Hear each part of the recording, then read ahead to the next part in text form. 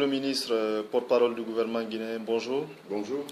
Le gouvernement guinéen, à travers les 3 départements chargés de l'éducation, vient de décider du report s'inédit de la rentrée des classes. Peut-on connaître les raisons exactement?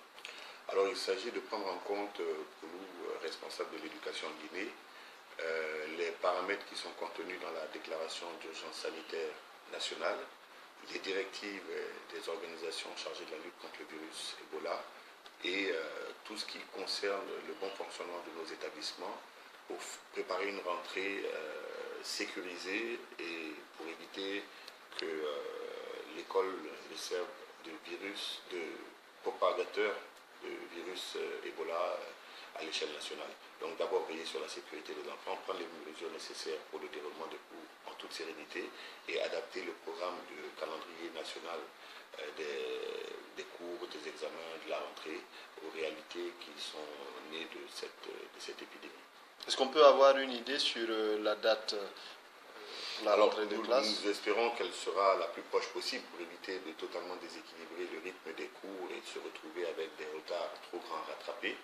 Il y a actuellement un programme et un plan d'action qui est préparé, qui est prêt au niveau du ministère de l'enseignement préuniversitaire. C'est ce ministère-là qui a le plus d'élèves sur toute l'étendue du territoire.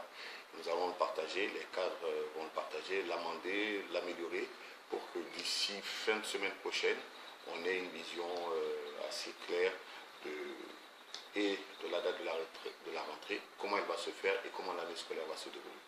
Nombreux sont les élèves et parents d'élèves qui craignent une année blanche à cause justement de l'épidémie de fièvre Ebola qui sévit dans notre pays. Ce n'est pas pour le moment envisagé et nous espérons que nous n'aurons pas à l'envisager. Ces mesures-là, justement, sont destinées à faire de telle sorte que l'année puisse se dérouler sans qu'il soit nécessaire de fermer totalement les écoles pendant une année scolaire. Est-ce que vous avez un appel à lancer à l'endroit des populations, surtout des élèves et étudiants?